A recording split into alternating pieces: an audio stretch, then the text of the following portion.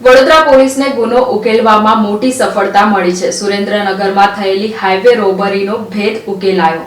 સુરેન્દ્રનગરમાં થયેલી હાઈવે રોબરીનો ભેદ ઉકેલાયો છે। વડોદરા પોલીસને ગુનો ઉકેલવામાં મોટી સફળતા મળી છે। લૂંટાયેલી ચાંદી અને જ્વેલરી વડોદરામાંથી મળી આવી। વડોદરાના સંયુક્ત પોલીસ કમિશનર દ્વારા પ્રેસ કોન્ફરન્સ યોજવામાં આવી હતી। જોઈન્ટ પોલીસ કમિશનર મનોજ નીનામાએ માહિતી આપી હતી। વડોદરામાંથી મહિલા સહિત 3 આરોપીઓની ધરપકડ કરવામાં આવી છે। વડોદરા ક્રાઇમ બ્રાન્ચે 52 કિલો ચાંદી જ્વેલરી જપ્ત કરી આગળની કાર્યવાહી હાથ ધરી છે।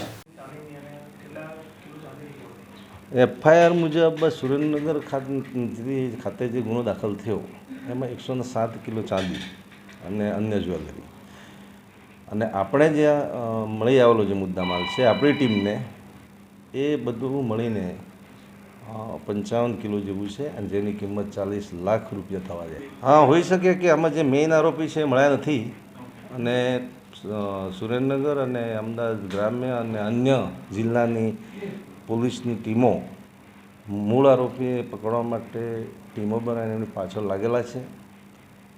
ખરેખર મૂળ આરોપી જ્યારે હાથમાં આવશે ત્યારે વડોદરા ખાતેથી આપણે જ્વેલરી અને ચાંદી મળીને આટલો મુદ્દામાલ રિકવર કરીએ છીએ તો સુરેન્દ્રનગર જિલ્લાએ પણ 18 કિલો જેટલો મુદ્દામાલ અન્ય જગ્યાએથી મેળવેલો છે। એટલે 52 અને 18 30 કિલો મુદ્દામાલ લગભગ રિકવર થવા પામેલ છે અને હોઈ શકે કે અન્ય જગ્યાએ પણ અન્ય મૂળ સાગરીતો કેટલા હતા, કઈ તરફના હતા, કોણ કઈ બાજુ ગયું એ પકડાશે પછી પોલીસને ચોક્કસ ખ્યાલ આવશે કે કોની પાસે કેટલો મુદ્દામાલ છે અને કેટલો રિકવર કરવાનો બાકી છે। પણ 107 પૈકી લગભગ સુરેન્દ્રનગર અને વડોદરા બંને થઈને 70 કિલો જેટલો ચાંદી અને જ્વેલરી બધું ભેગું થઈ અને આપણે એ મુદ્દામાલ રિકવર કરી લીધો છે। મહિલાના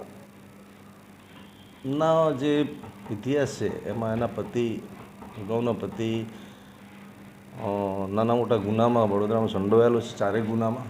અને એ જે શિવો જે છે અહીંયા મહાલિંગમ એ મેઇન આરોપી જ્યારે વડોદરા સેન્ટ્રલ જેલમાં સજા કાપતો હતો ત્યારે આ મહિલાના પતિ પણ એ જેલમાં સાથે કાચા કામના કેદી તરીકે હતા અને એ સમય દરમિયાન આ લોકોનો એકબીજાનો પરિચય થયેલો અને એના આધારે આ મહિલાને અન્ય ઇસમ જે આપણે રાઉન્ડ અપ કરવામાં આવેલા છે ને 3 પકડવાના જે બાકી છે એ બધાના સર્વેલન્સ ટેકનિકલના આધારે આપણે આટલા આગળ વધી શકીએ।